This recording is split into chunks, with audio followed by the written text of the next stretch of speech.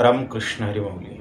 मी वैजनाथ महाराज गुट्टे आज सर्व महाराष्ट्रातील वारकरी बांधवांना रामकृष्ण हरी. मित्रांनो, आपण अनंत काळापासून अनादी काळापासून भगवान श्री विठ्ठलाचे अनन्य भक्त आहोत.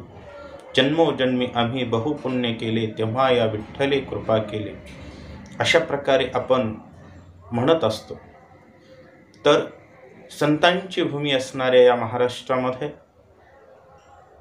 सध्या जे काही वातावरण आहे की आपल्या देवदेवतांची सदोदित अवहेलना करणं, घृणास्पद वक्तव्य करणं आणि त्या वक्तव्यामध्ये सर्वात अग्रगण्य जर कोणी असेल तर ते म्हणजे राष्ट्रवादी काँग्रेस पक्षाचे अध्यक्ष शरद पवार यांच्या माध्यमातून सदोदित वारकरी संप्रदायावरती निशाणा साधण्याचा प्रयत्न केला जातो. महाराष्ट्राचं दैवत छत्रपती शिवाजी महाराज आणि महाराष्ट्राचा देव म्हणजेच पंढरपूरचा पांडुरंग ही परंपरा आहे आपली गेली अनेक वर्षापासूनची की महाराष्ट्राचा मुख्यमंत्री भगवान पांडुरंगाची महापूजा करत असतो. परंतु असे एकमेव हिंदू मुख्यमंत्री आहेत ज्यांनी प्रभू विठ्ठलाची महापूजा केली नाही. सोबतच प्रत्येक वेळी ज्या वेळी आपल्या धर्माला खाली दाखवता येईल त्या वेळेस या व्यक्तीनं पुढं होऊन ते काम केलेलं आहे. काल परवाच एक ज्ञानेश महावात नावाचा व्यक्ती मर्यादा पुरुषोत्तम प्रभू रामचंद्रांबद्दल अभद्र भाषेत बोलला आणि त्याच ठिकाणी उपस्थित असणारे हे शरद पवार कसल्याही प्रकारचा विरोध करत नाहीत. अविरतपणे वारकऱ्यांच्या भावनांशी खेळणं. आणि आजचा व्हिडिओ मी त्यांच्यासाठी बनवतोय ज्यांच्या गळ्यामध्ये माळ आहे, ज्यांच्या कपाळावरती गंध आहे, ज्यांच्या घरातील कोणीतरी पंढरपूरची वारी करतो किंवा करत होता किंवा करेल अशी शक्यता आहे. अशा सर्वांबद्दल आजचा व्हिडिओ आहे. मित्रांनो, जातीपाती बाजूला ठेवा. हिंदू धर्मामध्ये अनेक जाती आहेत, पण ज्यावेळेस आपण माळ घालतो त्यावेळेस आपली एकच जात बनते, ती म्हणजे आपण वारकरी या एकाच जातीचे असतो.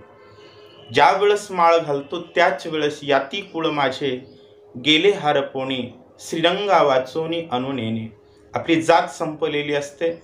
आपल्यासाठी आपला विठ्ठल, आपले रामचंद्र प्रभू, आपले श्रीकृष्ण यांच्याशिवाय जगात कोणीच नसतं. त्यांच्या चरणावरती आपला भाव असतो. त्यामुळं आपला भाव ज्या ठिकाणी आहे, आणि महाराष्ट्रात तर आपण माणूस दिसला की रामराम म्हणतो, पाहुणा दिसला की रामराम म्हणतो. रामचंद्र प्रभू आपला श्वास आहेत, आपला प्राण आहेत, आपलं सर्वस्व आहे. आणि या प्रभू रामचंद्रांवरती टीका केल्यानंतर कुठल्याही प्रकारची माफी या व्यक्तीकडून मागितली नाही. महाराष्ट्राचं दैवत छत्रपती शिवाजी महाराजांच्या जन्मभूमीच्या ठिकाणी दर्शनाला हे 40 वर्षात कधीही गेले नाहीत. आणि अशा संतभूमींच्या महाराष्ट्रामध्ये अशा देवद्रोही व्यक्ती, महाराष्ट्राची संत परंपरा कशी आहे, मुख्यमंत्र्यानं पूजा करायची भगवंताची, का तर ते संतांचे प्रतिनिधी म्हणून पूजा करतात. भगवंताची पूजा करून राज्यकारभार करावा ही आपल्या संतांची शिकवण आहे. आणि आपल्या संतांना भगवंत द्वेषी राजकारणी जर झाले तर आपला धर्म उद्ध्वस्त व्हायला वेळ लागणार नाही. त्यामुळं माझं आवाहन आहे किंवा कोणीही वारकरी, एकही वारकरी तुतारी या चिन्हाला आपल्या घरातील सदस्य जरी उमेदवार असला तरीही जातिवंत वारकरी त्यांना मतदान करू शकत नाही. आणि कधीतरी तुम्हाला मतदानाची ताकद दाखवल्याशिवाय कुठलीही किंमत मिळणार नाही, वारकरी म्हणून किंमत मिळणार नाही. आज वारकऱ्याला अटक करा म्हणून पत्र निघतात आणि ते पत्र कुठून निघतात याचा जर शोध घेतला तर ती त्याच व्यक्तीच्या पक्षामधून निघतात. हा सिद्धांत आहे. प्रभू रामचंद्रांवरती टीका केल्यानंतर टीका करणाऱ्याला संरक्षण पुरवणारे हेच, टीका करण्याच्या प्रवृत्तीला खतपाणी घालणारे हेच. त्यामुळं वारकरी जेही कोणी आहेत जातीचे, मग ते कोणत्याही जातीचे असतील, जन्मानं तुमची जात कोणतीही असो, तुम्ही एकदा वारकरी संप्रदायामध्ये आलात, जय जय रामकृष्ण हरी मंत्र म्हणलात की त्यानंतर तुमची एकच जात उरते, ती म्हणजे वारकरी. आणि ही जात किती उरली आहे हे आपल्याला दाखवून द्यायचं आहे. येथ पाहिजे जातीचे येरा गबाळाचे काम नाही. त्यामुळे ज्यांच्या गळ्यात माळ नाही त्यांनी काय करावं हा त्यांचा प्रश्न आहे, मी त्यांना बोलतच नाही. पण जे माळकरी आहेत, जातिवंत माळकरी आहेत, जे पंढरपूरचे वारकरी आहेत, जे कपाळाला बुक्का लावतात, घरामध्ये हरिपाठ म्हणतात, भगवंताचं दर्शन घेतात, अशांनी विचार केला पाहिजे.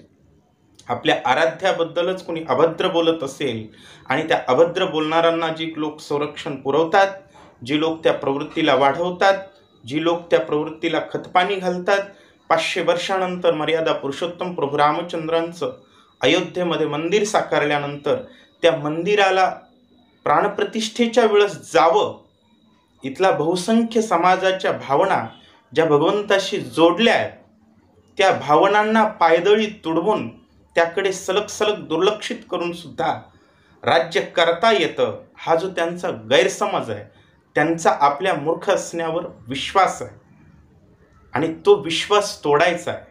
आणि आपण सावध आहोत, आपण जागृत आहोत, आपण जिवंत आहोत, याचं दर्शन जोपर्यंत तुम्ही घडवणार नाही तोपर्यंत पालघरमध्ये जसं झालं तसंच तुम्हा सर्वांवरती झाल्याशिवाय एक दिवस राहणार नाही.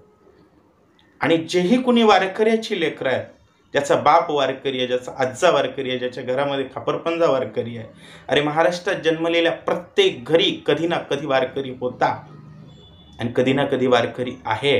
त्यामुळे एकच जात डोळ्यासमोर ठेवायचे, ते म्हणजे वारकरी. आणि वारकरी म्हणून माझं काय कर्तव्य आहे, माझ्या देवाचा सन्मान कोण करत आहे, माझ्या देवाचं नामस्मरण कोण करत आहे, माझ्या देवाचं मंदिर बांधण्यासाठी कोण विचार करत आहे आणि माझ्या देवाच्या अस्तित्वाचे पुरावे कुणा मागितले, या सर्व गोष्टींचा सरासर विचार करायचा आहे.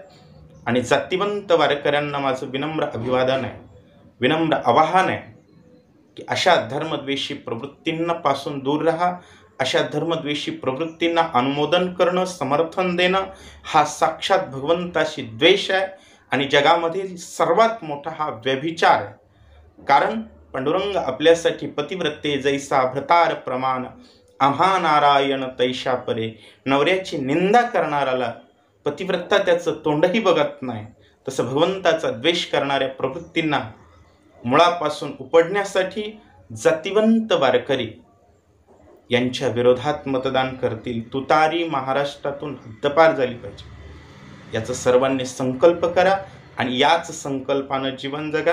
आणि ज्यांना कुणाला काही कारणास्तव, मग पांडुरंगाशिवाय तुमच्या जीवनात इतर कोणतंही कारण मोठं असू शकत नाही, आणि ज्यांना वाटतं त्यांनी ही पवित्र असणारी तुळशीची माळ त्या दिवशी काढून ठेवायची घरी आणि मग मतदानाला जायचं. रामकृष्ण.